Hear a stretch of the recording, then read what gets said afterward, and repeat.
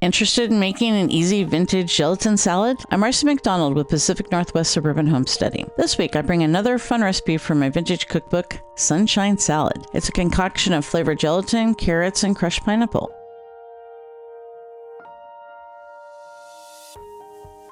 I've had this cookbook for a really long time. It was given to me when I was a child by a family member, and I've made quite a few recipes out of this. You can see it's a little worn. Page has been torn out. My mom wrote my name on the page. I think I'm missing a page or two. But all the important stuff is here. Being a children's cookbook, it's got a page that just defines things like dice, cut into very small 1/4-inch squares. That's useful information. It shows different utensils, measures, all of that. Since the copyright page is missing, I looked it up online and found that it was copyrighted in 1965. The print date isn't until 1973, though. But one of the recipes I've made the most is called Sunshine Salad. This is a cookbook aimed for children, so it's very straightforward. But there's much to be said for simplicity. This one calls for 3 ounces of gelatin. It specifies lemon, but I think any citrus works just fine for this. I prefer orange, so that's what we're going to be using. We had 2 boxes on hand for some reason. Make sure you check the amount. We had to get a smaller size because the one we had was twice the amount needed. Fortunately, the sizes have not changed from the amount called out in the recipe. As always, the brand is unimportant. This is just what we had available. Feel free to substitute 0 sugar gelatin if you'd prefer. Calls for 9 ounces of crushed pineapple. This is the smallest can that Scott could find when he went grocery shopping. We're only going to be using part of this. The recipe calls for crushed pineapple, though you probably could use tidbits or rings. Make sure that you only use canned pineapple though. The enzymes in fresh pineapple, kiwi, pawpaw, and papaya, can interfere with the side of the gel because they break down the proteins. 2 medium carrots.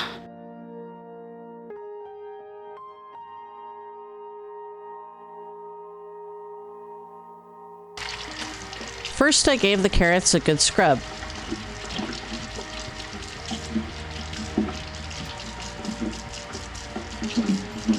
We're supposed to peel, cut, and grate them. I'm just going to cut them and grate them. I didn't peel these carrots because I found that for the most part, it's not necessary. You don't really notice it once it grates it. Imagine if you have really old carrots that need to be used up.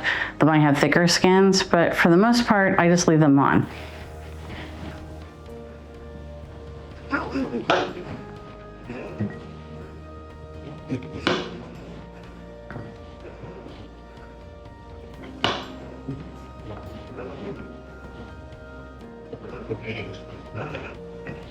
The recipe calls for 2 medium, but these are really quite small. So I'm gonna grate until I see that looks about right. Sometimes you just gotta work with what is available at the store. I'm gonna use the kind of the medium. I don't think we need it this fine, not for this. You could, if you like the texture better, by all means. Same with this. This is for like Parmesan or something, I think. Anyway, and definitely not these because these are too big. But I think just standard, regular, medium, grate. You don't need to use a box grater. That's what I have.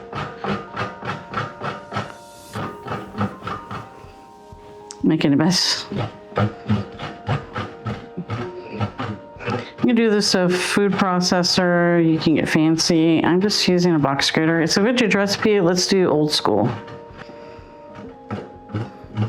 It's good thing I cleaned the counter beforehand so we can pick up the little bits and use those still. Few cats will respect rules requiring them to stay off of the counters, especially if the human isn't there to enforce those rules. Instead of arguing with them, we just thoroughly clean before cooking. We do make them stay down when actually using the counters though. No one wants a mouthful of fluff in their food or drink. It's a little small, so I'll just set that aside. I always eat them.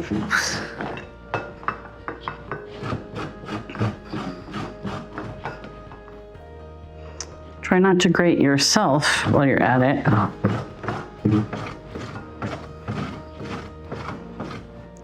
I think I'm gonna put a towel down, see if that helps prevent slipping and sliding so much. I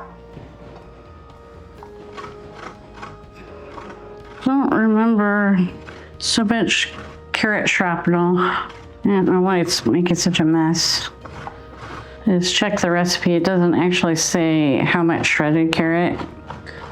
So this is probably largely going to be a to taste kind of thing. Just said 2 medium carrots.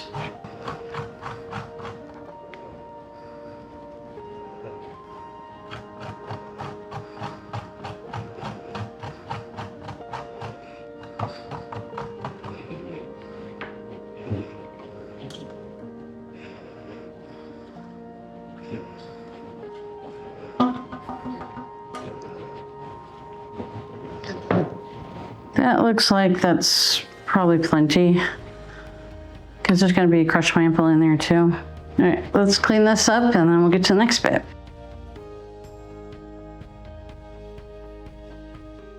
An 1/8 teaspoon of salt. It calls for 1 cup boiling water and a 1/2 cup of cool water or cold water. Let's get started draining our pineapple. You definitely want to remove all of the juice, because when you make gelatin, you really need to control the amount of liquid.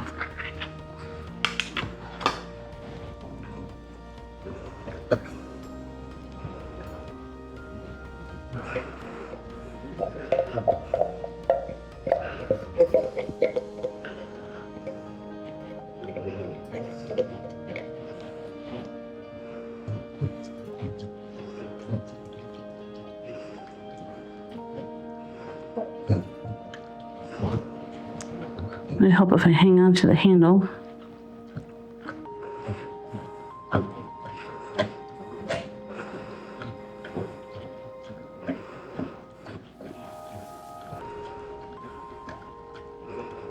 While that is draining, I'm going to go ahead and start the water to boil.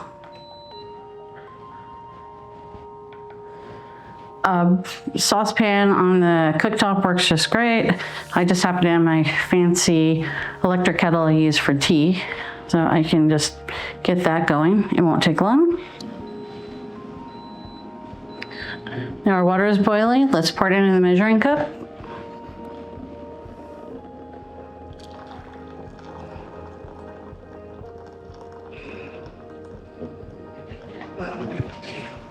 Okay. We need an 8 by 8 inch pan or 20 by 20 centimeters for our international viewers.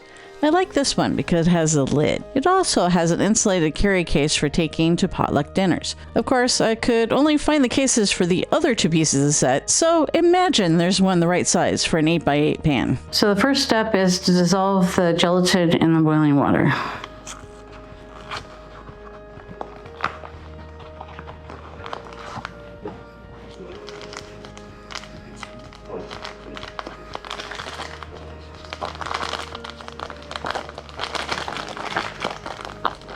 Shake it down so it doesn't go poofing all over when you tear it open.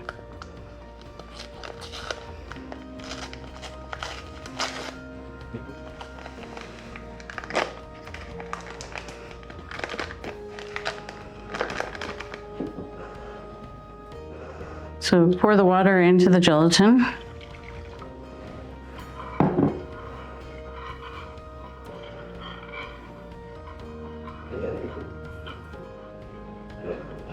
You want it to be thoroughly dissolved.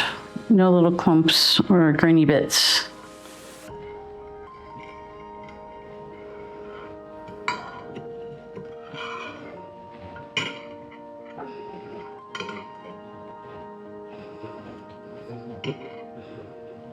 Calls for cold water, so I've had this in the refrigerator. You actually use half the cold water called for in the package directions. I don't have a photo of the smaller package, but if I made a double batch, I would use 1 cup of water rather than 2 for this recipe. This is likely for 2 reasons. The pineapple contributes moisture, plus a firmer set is better when you add things like fruit. And it still isn't quite dissolved.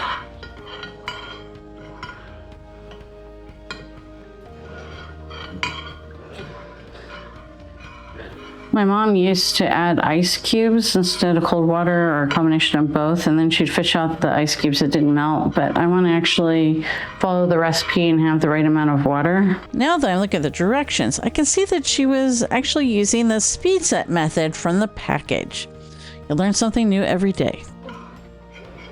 Okay, looks like that's pretty good. So now we add in our cold water. Oh,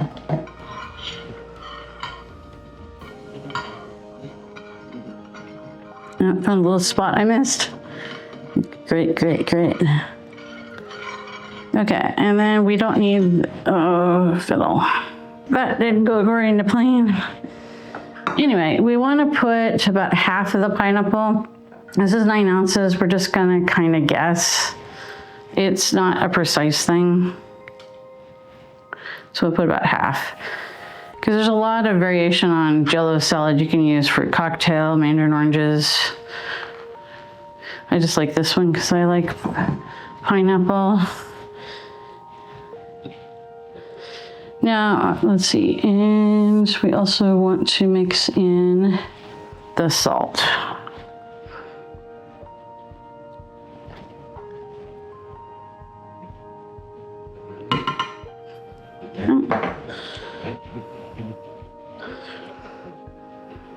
Now, the recipe says, let's get all the pineapple off the silicone scraper.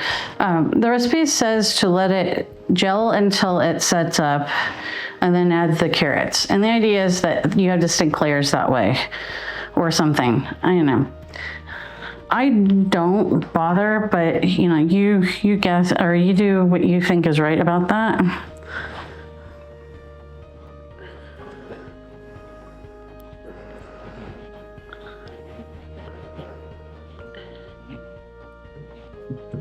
It doesn't really, the distinct layers are really not that important. I think I'm just put all of it in there. Now, not everybody likes the crunch with the pineapple and the fruit gelatin. And that's fine. I happen to really like this recipe. My sister does not, and that's okay. Not everybody likes the same stuff.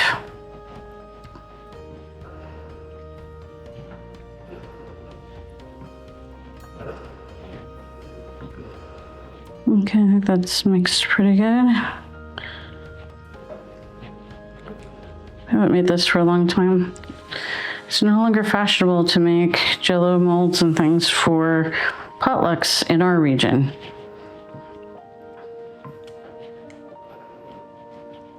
But this was a big deal back in the 80s and 90s. All right, so now we put that in the refrigerator until it sets, and then we can serve it. So it's been a couple of hours, and now our gelatin is set.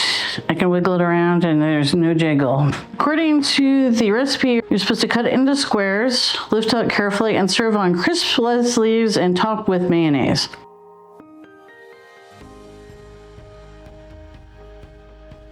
That is a non-starter. I'm not sure what the big deal with putting mayonnaise on gelatin was, but it's like everywhere. It's very common to have mayonnaise as a topper or mixed into gelatin. I don't like mayonnaise. I am not going to do that with this, and it's fine just how it is. If you want to get fancy, I suppose you could serve it on a lettuce leaf. I'm just going to serve it on my plate. So let's cut this.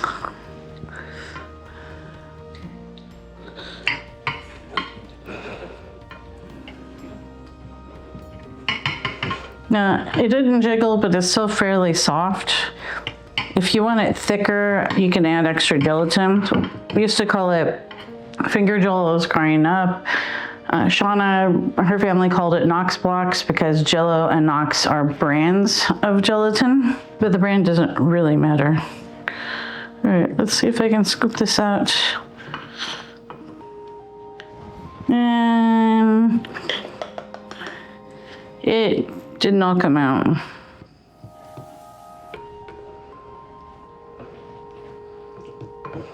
But it doesn't really matter.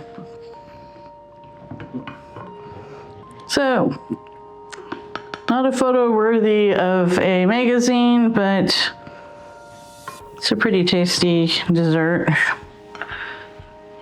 There you have it. It's a very simple dessert. If the potlucks and gatherings that you go to like the gelatin thing, this is a nice one if you like the crunch and the sweet tart of sweet carrots and the pineapple. And you can pick whichever kind of gelatin that you like. So another vintage recipe. This is much older than the 80s or 90s. And there you have it. Thanks for watching. Please like and subscribe. Till next time, be curious, keep an open mind, and never stop learning.